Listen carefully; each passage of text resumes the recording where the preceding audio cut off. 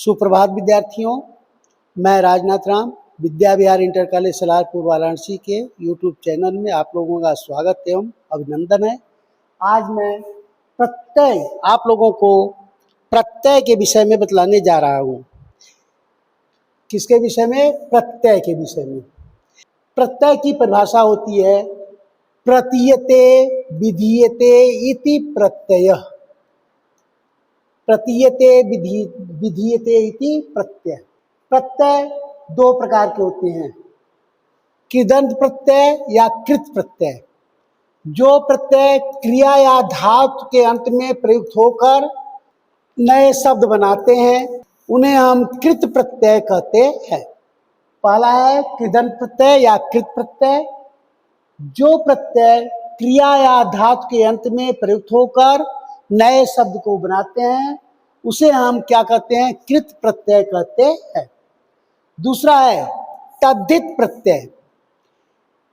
संज्ञा और विशेषण में के अंत में लगने वाले प्रत्यय तद्धित प्रत्यय कहलाते हैं। संज्ञा और विशेषण के अंत में लगने वाले प्रत्यय तद्धित प्रत्यय कहलाते हैं। अब हमको कक्षा 12 में जितने प्रत्यय पढ़ने हैं एक क्रमशः हम बतलाने जा रहे हैं। देखिए, पहला प्रत्यय है ल्युट प्रत्यय। नंबर 1 है ल्युट प्रत्यय। भाववाचक के अर्थों में ल्युट प्रत्यय का प्रयोग होता है। भाववाचक के अर्थों में ल्युट प्रत्यय का प्रयोग होता है। जैसे इसमें केवल य शेष रह जाता है। इसमें केवल य शेष रह जाता है। क्या शेष रह जाता है? य शेष रह जाता है। ल्युट प्रत्यय भाववाचक अर्थों में ल्युट प्रत्यय का प्रयोग होता है। ल्युट प्रत्यय में केवल अन शेष रह जाता है। क्या शेष रह जाता है? अन शेष रह जाता है। जैसे आर्च धन ल्युट बराबर क्या होगा? अर्चनम। ये क्या है? यहाँ अन शेष बचा, अन या अम, ये दोनों में से कोई भी शेष रह जाता है तो क्या है? अर्च धन ल्युट बराबर अर्चनम। दृश्य धन ल्युट बराबर दर्शनम।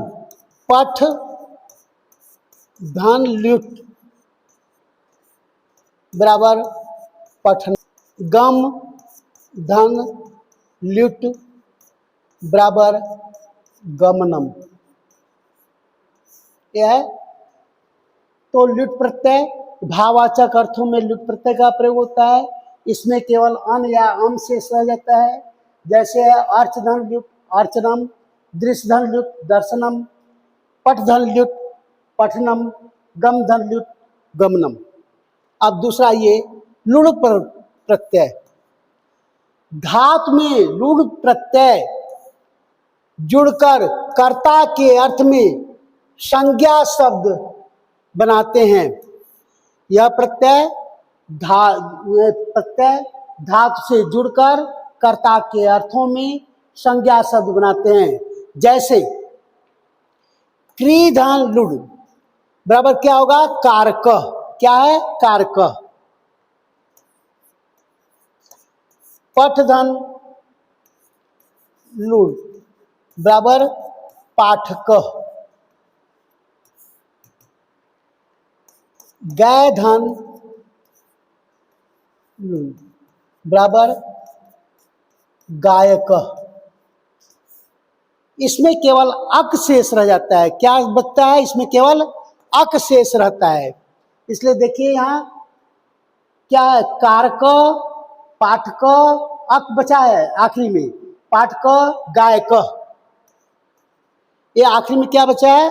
अक बचा है। ठीक, आगे आइए। नहीं, तीसरा है तुमुन प्रत्यय। तीसरा है तुमुन प्रत्यय। चतुर्थी विभक्ति के लिए, चतुर्थी विभक्ति के स्थान पर के लिए क्या होता है? ये चतुर्थ तुमुन प्रत्यय का प्रयोग होता है। चतुर्थी विभक्ति के अर्थों में तुमुन प्रत्यय का प्रयोग होता है। इसमें केवल तुम शेष रह जाता है। क्या रह जाता है? तुम शेष रह जाता है। तुमुन प्रत्यय में इसका नियम है, तुमुन प्रत्यय चतुर्थी विभक्ति अर्थात के लिए के शब्दों में प्रयोग होता है। इसमें केवल तुम शेष रह जाता है। जैसे भूधन तुमुन भवितुम, क्या है? भूधन तुमुन भवितुम, तू आखिरी में बचा है, तुम।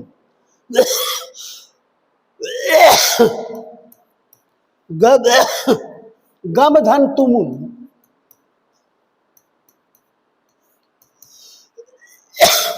क्या होगा? गंतुम। क्या होगा? गंतुम। ये देखिए तुम बचा आखिरी में, तो भूधन तुमुन भवितुम, गम धन तुमुन गंतुम, पठ धन तुमुन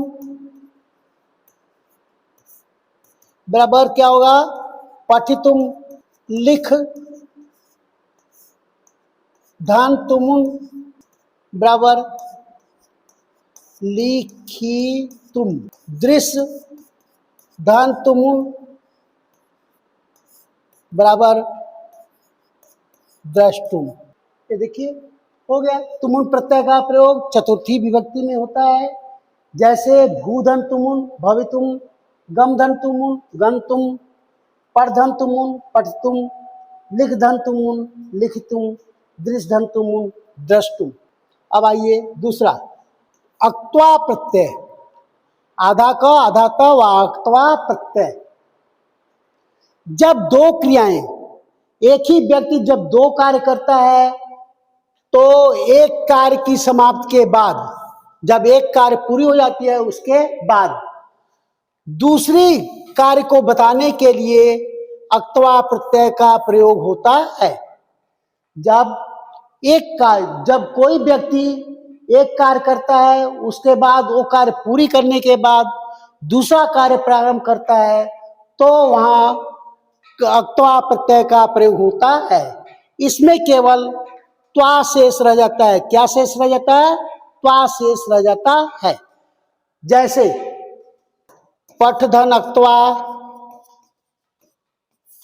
बराबर पठित्वा, गम धन अक्त्वा बराबर गत्वा, भूधन अक्त्वा आधा क है, भूधन अक्त्वा बराबर भूत्वा, लिख धन अक्त्वा बराबर लिखित्वा, दृश्य धन अक्त्वा बराबर दृष्टवा। यह इसमें केवल त्वा शेष रह जाता है। आगे अनियर प्रत्यय, पांचवा है क्या? अनियर प्रत्यय। चाहिए के अर्थ में, विधिलिंग के चाहिए के अर्थ में अनियर प्रत्यय का प्रयोग होता है। चाहिए के अर्थ में अनियर प्रत्यय का प्रयोग होता है। इसमें केवल अनीय शेष रह जाता है। इसमें केवल अनीय शेष रह जाता है। अनियर प्रत्यय चाहिए के अर्थ में अनियर प्रत्यय का प्रयोग होता है। इसमें केवल अनीय शेष रह जाता है। जैसे कथ धन अनियर, कथ धन अनियर बराबर कथनीयम या कथनीय। कथ धन अनियर कथनीयम होता है या कथनीय। पठ धन अनियर बराबर पठनीय। गम धन अनियर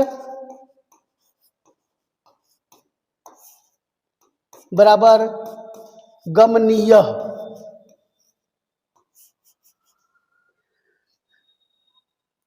कथ धन अनियर बराबर कथनीय, पठ धन अनियर पठनीय, गम धन अनियर गमनीय,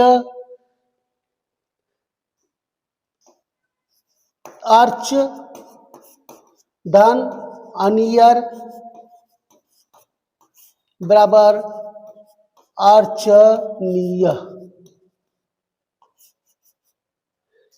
ये हो गया।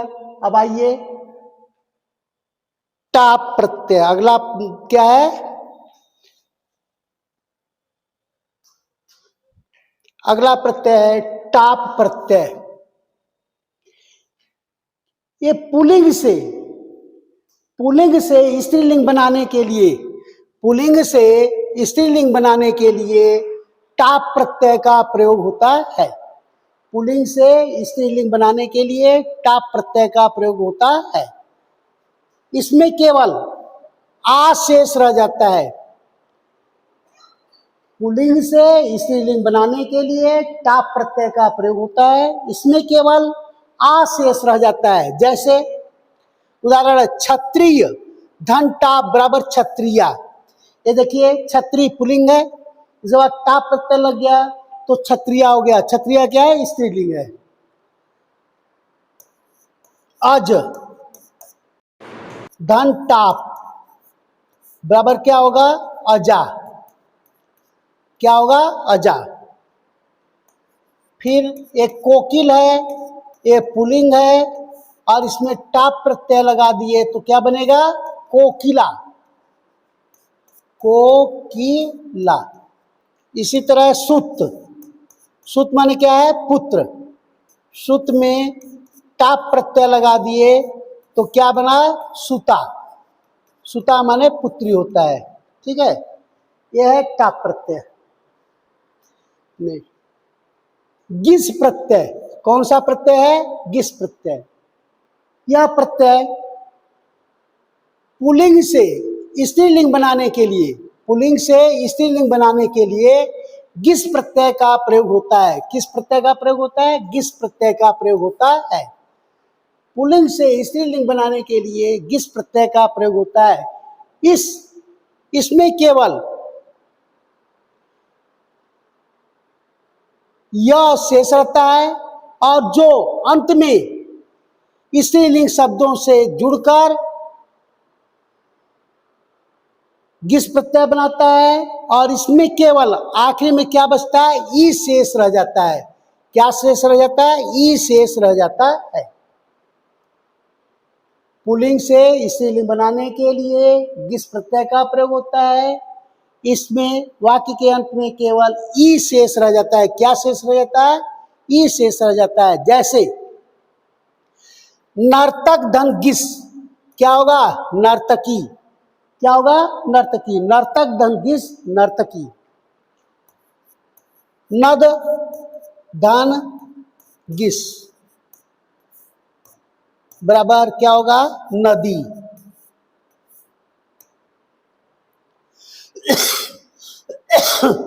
तट धन गिस